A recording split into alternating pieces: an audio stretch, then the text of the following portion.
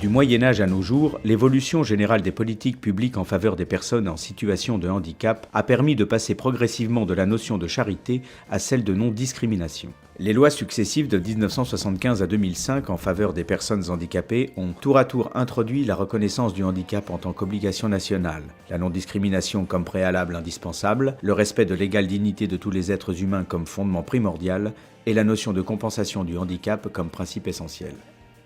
Le champ du handicap en France est marqué par la loi de 2005 sur le handicap qui porte une logique inclusive qui rompt ainsi avec la démarche d'institutionnalisation qui a prévalu jusqu'alors. Le champ du handicap est également marqué par des rapports, comme le rapport Goët, qui dès 2013 pointait l'émergence du défi des personnes handicapées vieillissantes, dont l'avancée dans le grand âge peut entraîner des ruptures brutales en termes de parcours, si cette avancée n'est pas anticipée. Et puis enfin, il convient de mentionner le rapport Piveteau, qui l'année dernière, en 2014, pointait la nécessité d'une fluidification des parcours et apportait un certain nombre de recommandations, au premier rang desquelles le financement non plus de places, mais de réponses qui se veulent à la fois globales et territoriales.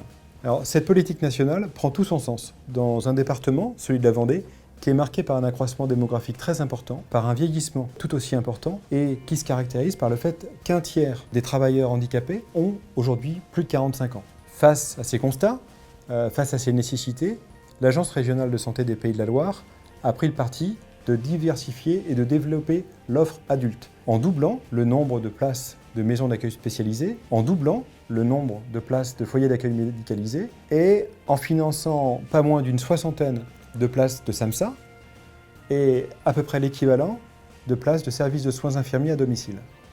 En 1983, suivant cette dynamique et au regard des besoins repérés sur le territoire, l'association du Clos du Tail s'est créée et a proposé l'ouverture du foyer de vie. L'association du Clos du Tail s'est donc faite il y a 30 ans, sous l'initiative de M. Gautron, qui était alors maire de Saint-Germain. Je pense que là, c'était vraiment un désir de mettre le Clos du Tail parmi la population. Je pense que ça, c'est une réussite.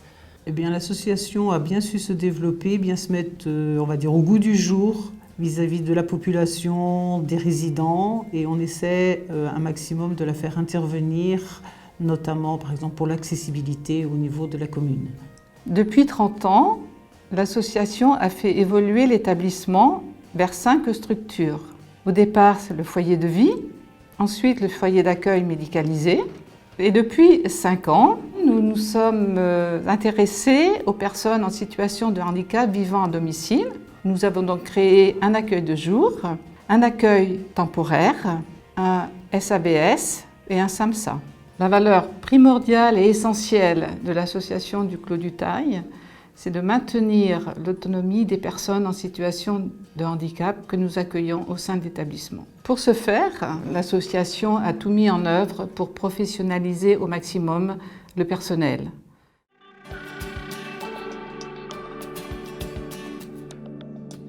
L'offre médico-sociale en faveur des personnes en situation de handicap tend à se diversifier afin de répondre aux évolutions des situations et des aspirations des personnes. Pour les personnes en situation de handicap dont le projet de vie s'oriente vers le maintien à domicile, des structures médico-sociales en milieu ouvert, à l'image du SAVS-SAMSA, développées par l'association, permettent un accompagnement adapté dans l'environnement de la personne. A l'inverse, lorsque le maintien à domicile est confronté à ses limites ou bien que la personne en situation de handicap et ou sa famille ne le souhaite plus, des établissements médico-sociaux, à l'image des foyers de vie ou foyers d'accueil médicalisés, proposent des hébergements et prises en charge spécifiques. Des solutions alternatives ont également vu le jour au travers des accueils temporaires et des accueils de jour qui permettent à la personne en situation de handicap un cumul entre la vie au domicile et en collectivité. Alors avant d'être à Saint-Germain-de-Prenzay, j'étais à l'UM de Couzex à côté de Limoges, dans une institution qui comprend l'école et l'hébergement. Alors le matin, c'est les infirmières qui viennent pour mes soins, tout ça. Après, c'est les aides-soignants, tous les AMP qui viennent pour ma toilette. J'ai du kiné le jeudi après-midi. Alors je fais du foot fauteuil, je faisais de la sarbacane et je fais aussi de la musculation. Je préfère être en collectivité parce que l'appartement, moi j'aime pas vivre seul en fait. J'aime pas être dans la solitude, je préfère être dans le contact. J'aime mieux, ça m'apporte beaucoup. Je m'y sens bien. Alors, en tant que président du CVS, faire monter les questions des usagers au directeur. Le Clos du Tail, on a commencé à le fréquenter lorsque le fils a été malade. C'est là qu'on a fait des démarches pour l'inscription pour qu'il fasse du temporaire. Et ensuite, on a pensé à Madame Arnaud qui avait les mêmes difficultés, qui s'aggravaient aussi. Et là-dessus, on a parti se faire inscrire pour l'accueil de jour. L'accueil temporaire, ça m'a rendu grand service parce que ça m'a donné du temps libre avec mon activité. Le fils était parti là-bas pendant quelques jours, quelquefois plusieurs semaines. Le travail pour Madame Arnaud était plus facile à réaliser après. L'accueil de jour, c'est très bien parce que Madame Arnaud voit autre chose, pas les mêmes personnes du tout. Il y a des sorties, il y a des choses qui sont très bien. Et puis pour moi, ça me libère aussi, ça change un peu. Je viens de domicile de Marie. Je veux que le détail lundi et le jeudi, à l'accueil de jour, on fait de l'activité. Je me mets du vernis à ongles. On va quelquefois au cinéma. Damien vient nous faire deux sports. J'ai plus d'équilibre. On passe un ballon d'une main à l'autre. Et j'ai de la peine à y arriver. Je suis allée au détail juste 9 jours à la 14 pendant que mon mari se bat du genou. Donc ma maman est en situation de handicap depuis plus de 25 ans. Du coup, elle est seule à domicile depuis 2013, fin 2013. Donc elle est à l'accueil de jour depuis 3 ans. On a connu l'accueil de jour par le biais du kiné, des séances de kiné qui étaient faites au Clos du Tail. Ça permet de s'occuper en journée, parce que c'est vrai que les journées peuvent être longues quand on est tout seul, la rencontre du monde, donc ça fait du bien. Depuis quelque temps, maman est accompagnée par le SAVS SAMSA. On a eu la visite de plusieurs intervenants, notamment l'ergothérapeute, l'assistante sociale, pour monter un dossier MDPH, notamment pour des améliorations dans le domicile, au niveau de la douche ou d'autres choses. Pour moi qui suis la fille de Madame Biron, du coup, c'est vraiment un avantage parce qu'on sent qu'il y a un soutien, notamment administratif, mais pas que. Et du coup, c'est vrai que c'est un soulagement dans la vie quotidienne.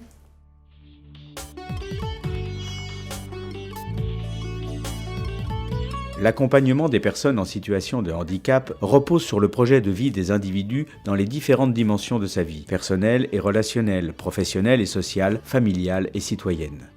Les professionnels sociaux, médicaux et paramédicaux positionnent la personne accompagnée au centre de leur mission afin de répondre à leurs attentes et besoins. L'interdisciplinarité des équipes permet une prise en charge globale et cohérente en vue de répondre aux projets de vie et des soins des personnes. Par suite, il est attendu que l'institution évalue son action comme cela a été le cas au Clos du Tail, première association vendéenne à procéder à son évaluation en 2007. Nous intervenons principalement auprès des résidents dans les unités de vie. Notre rôle est d'accompagner les résidents dans les actes de la vie quotidienne, la toilette, les douches, les repas, les différentes sorties et dans l'aboutissement de leurs différents projets. Nous sommes à leur écoute et attentifs à leurs différents besoins. Nous apprécions les échanges avec les résidents et leurs familles, ainsi que la relation de confiance qui s'installe. Notre métier a évolué et s'est diversifié en associant le soin aux activités sociales, suivi de projets et travail d'équipe.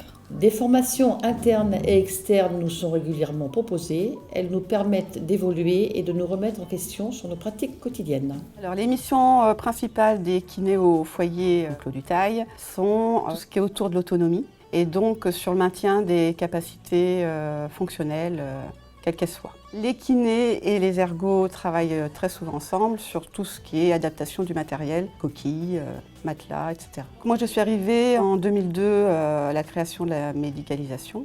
Mes motivations sont le travail avec les résidents, qui est vraiment très intéressant, très enrichissant, le travail autour du handicap que je ne connaissais pas, et également le travail pluridisciplinaire avec mes collègues ergo, infirmières, psychologues, AMP, soignants. Je suis salariée de l'association depuis 2011. Je fais partie de l'équipe de services généraux qui ont pour mission d'assurer les fonctions logistiques, comme les repas, l'entretien des locaux, la maintenance. En arrivant au Clos du Tail, J'ai été en agent d'entretien que dans les chambres. À la suite, en renfort en lingerie et en cuisine. Et maintenant, je suis en entretien dans les locaux, chambres et en renfort auprès des cuisiniers. J'ai fait une formation qui m'a permis d'évoluer dans mon temps et mission de travail. Dans mon métier, ce que j'aime, c'est la relation avec les résidents, la polyvalence de mes missions et le travail avec les différentes équipes.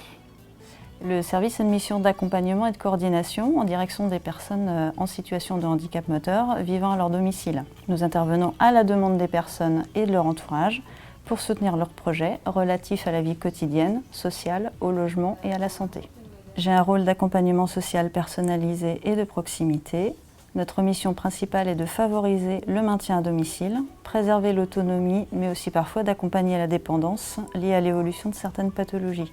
Le partenariat est essentiel, pour l'usager comme pour le service. Il permet la complémentarité des actions dans la relation d'aide, au plus près des besoins, et de trouver les meilleures solutions possibles ensemble. Au-delà de ce travail quotidien, il faut garder à l'esprit que le service n'a que 5 ans. Il se construit donc encore, d'où l'intérêt de participer à sa dynamique d'évolution et de contribuer à son amélioration. Le SAVS SAMSA est un service encore méconnu, mais qui a toute son utilité dans le maillage pluridisciplinaire tissé autour de l'usager, car il contribue à la réalisation des projets de vie des personnes accompagnées. L'association est unique sur le secteur Est vendéen. Elle offre aujourd'hui un panel de services considérés comme des alternatives à la vie en établissement et qu'il est donc nécessaire de développer. Je travaille au Clos du Tail depuis 1998. J'ai travaillé d'abord en tant qu'aide-soignante sur le foyer. Ensuite, j'ai entamé une démarche VAE pour pouvoir obtenir le diplôme de monitrice éducatrice.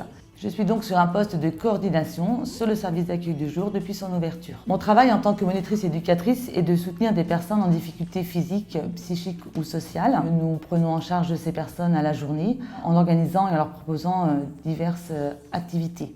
Mon action s'inscrit dans un cadre de projets associatifs et de services.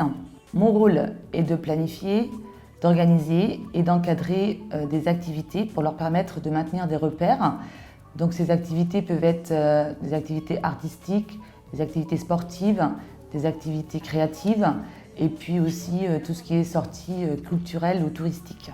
Dans un cadre pluridisciplinaire, je contribue à la mise en place, à l'écriture et au suivi du projet personnalisé de chaque personne accueillie. Notre service est un complément d'une chaîne d'intervenants médico-sociaux et éducatifs.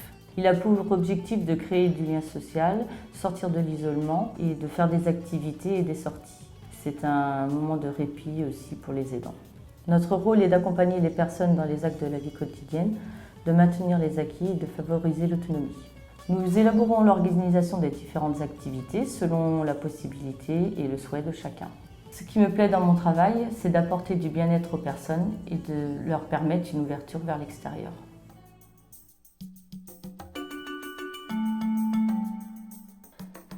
De par leur situation, les personnes nécessitent des réponses spécifiques en vue de faciliter et favoriser leur autonomie. L'adaptation de l'offre aux besoins des personnes est une condition importante de leur inclusion dans la société. Notre objectif est donc celui de continuer, avec l'ensemble de nos partenaires, l'ajustement permanent de nos réponses et permettre ainsi d'accompagner l'évolution du parcours des personnes en situation de handicap. La prise en charge du dossier handicapé dans le département de la Vendée est un dossier primordial dans le cadre de tout le volet social que nous traitons au fil des jours. Je rappelle simplement que le volet handicap dans le budget social du département représente un tiers avec 89 millions et est devenu le dossier le plus important. Notre volonté, c'est de pouvoir fournir des logements viables aux adultes handicapés. Nous avons déjà 2000 places, mais nous savons qu'il y a encore de la demande et nous nous employons à développer des accueils de qualité pour ces personnes. Au travers de ce dossier très lourd, je voudrais saluer le travail important du personnel qui s'emploie à faire tourner l'ensemble de ces établissements en y passant du temps, de l'énergie et la volonté de faire en sorte que les adultes handicapés puissent vivre dans les meilleures conditions possibles et dans des hébergements de qualité. L'association réfléchit et met en œuvre des projets au niveau des différents services, notamment l'évolution de l'identité et la communication associée.